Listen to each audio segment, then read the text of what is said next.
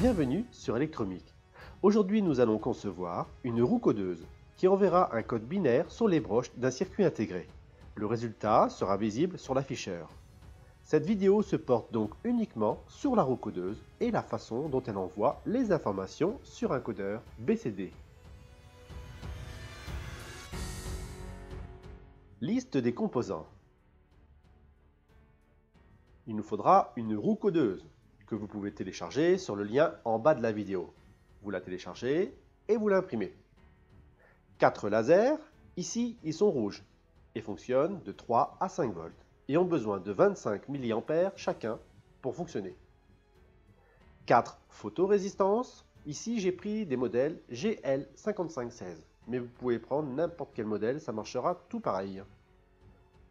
4 résistances de 1,2 kΩ chacune. Un CD 4543, c'est un codeur BCD. 3 résistances de 10 kΩ chacune que l'on branchera sur le CD 4543. Un afficheur 7 segments pour visualiser le chiffre que l'on aura choisi en tournant la roue. Que cet afficheur soit à cathode ou à anode commune n'a aucune importance, on verra ça un peu plus tard. Et pour finir, une résistance de 220 ohms que l'on branchera sur l'afficheur. Assemblage de la roue codeuse.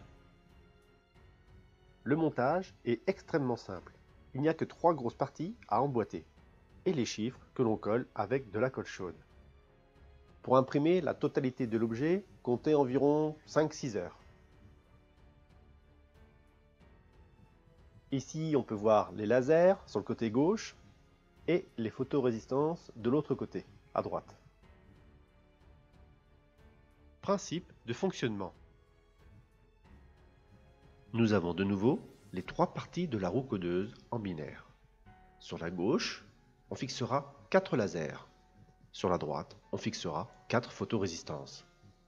Et lorsque la roue tourne, celle-ci laisse passer les faisceaux laser à travers les trous qui retranscrivent le code binaire. Les photorésistances vont donc voir leur résistance varier. Lorsque la photorésistance reste dans le noir, sa résistance sera grande, ralentira le courant, la tension à ses bornes augmentera, alors que dès qu'elle est percutée par un faisceau laser, sa résistance s'en trouvera fortement amoindrie, la tension à ses bornes chutera. Nous allons jouer avec ces deux opposés pour communiquer avec le code BCD. Ici, on utilisera un CD 4543.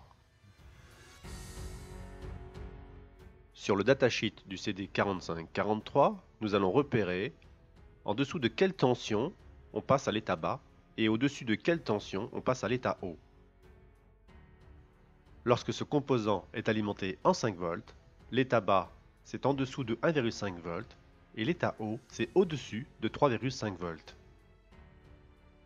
Il faudra donc que chaque pont diviseur de tension fournisse une tension inférieure à 1,5 volts lorsque la photorésistance est dans le noir et dépasser les 3,5 volts lorsque la photorésistance est éclairée par le laser. Chaque photorésistance sera branchée ainsi. L'une des pattes sera branchée directement sur le positif, alors que l'autre devra traverser une résistance de 1,2 kΩ avant d'aller rejoindre le négatif. Entre ces deux composants, on viendra prélever la tension que l'on enverra vers le CD 4543.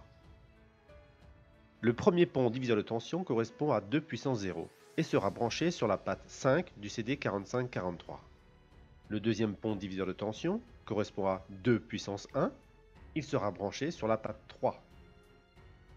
Le troisième pont diviseur de tension correspond à 2 puissance 2, il sera branché sur la patte 2. Et pour finir, le quatrième pont diviseur de tension correspond à 2 puissance 3, il sera branché sur la patte 4 du CD 4543. Bon, c'est bien beau tout ça, mais comment j'ai fait pour trouver la force ohmique de la résistance qui me permettra d'avoir soit une tension inférieure à 1,5 volts ou supérieure à 3,5 volts? Eh bien, j'ai mesuré la résistance aux bornes de la photorésistance à 2 reprises, quand elle n'est pas éclairée par le laser, puis lorsqu'elle est éclairée par le laser. La première mesure donne 4,25 kΩ et la deuxième mesure donne 0,432 kΩ. Nous allons voir ensemble le calcul. Mais pour ceux qui sont fâchés avec les maths, pas de panique, je vous ai fait un fichier Excel, très facile d'utilisation. Ici à gauche, on note la tension, donc on est sur 5 volts. On appuie sur tabulation pour passer à la case d'après. On arrive ici en mode jour de la LDR, donc on était à 432 ohms. Voilà. En mode nuit, donc pour passer d'une case à l'autre, on a juste à appuyer sur tabulation tout simplement. En mode nuit, nous étions à 4250 ohms. Voilà. On appuie encore sur tabulation. On peut noter le niveau haut, mais bon, je l'ai déjà noté. Il faut que ce soit supérieur à 3,5 volts. Et il faut que ce soit inférieur à 1,5 volts pour le mode bas. La résistance R1 sera égale à 1415 ohms, donc 1,4 kg. Comme j'en avais pas, j'ai mis du 1,2 kg, ça fonctionne quand même. En tension réelle, nous serons pour le niveau haut à plus de 3,5 volts, puisqu'on sera à 3,83 volts exactement. Et en niveau bas, on sera bien inférieur à 1,5, puisque nous serons à 1,25 volts. Voilà. Le fichier est téléchargeable, j'ai mis le lien en bas de la vidéo. Vous en faites ce que vous voulez. Vous pouvez le modifier comme vous voulez. Et si vous voulez revoir la vidéo, vous cliquez juste en haut à gauche sur Electromic, vous tombez sur ma chaîne YouTube et vous pourrez revisionner la vidéo entière. On va maintenant passer au calcul. Alors c'est pas très compliqué, mais accrochez-vous quand même. Alors on doit se baser sur les 5 volts de départ, la tension de départ, donc on est sous du 5 volts, tout le circuit est sous 5 volts. Et ce qu'on veut, c'est obtenir une tension de plus de 3,5 volts pour le niveau haut. La photorésistance sera à 432 ohms, éclairée par le laser. Alors on fait comme ça, on fait 5 volts divisé par 3,5 et on tombe sur 1,428. Lorsque la résistance qu'on doit trouver sera 1, la photorésistance, elle, sera 0,428.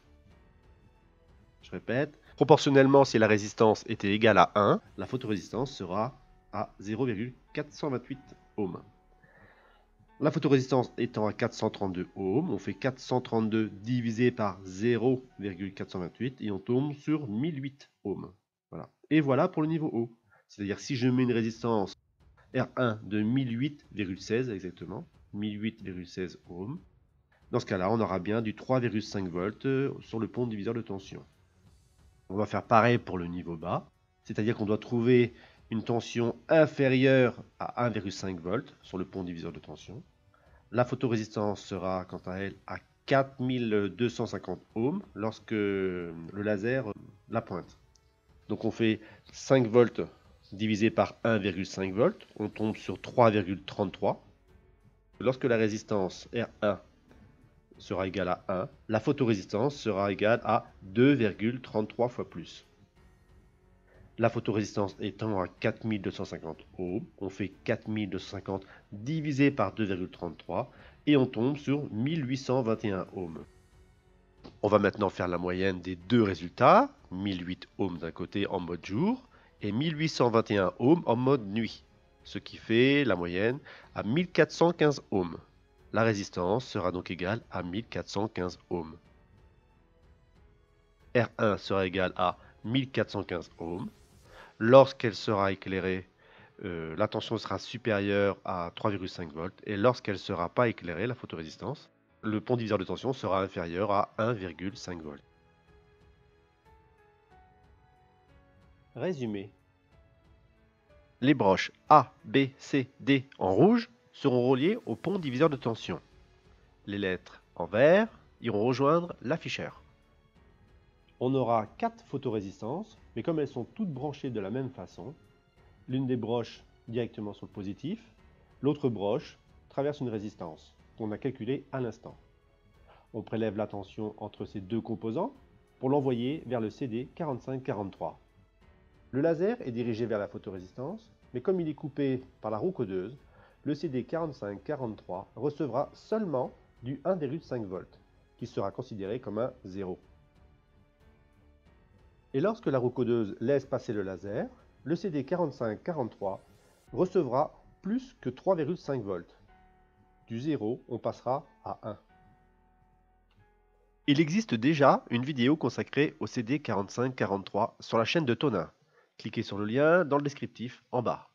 Il existe aussi une vidéo entièrement consacrée aux roues codeuses sur la chaîne de Philippe de Mériac. Le lien est aussi en bas de cette vidéo. À bientôt sur Electromic.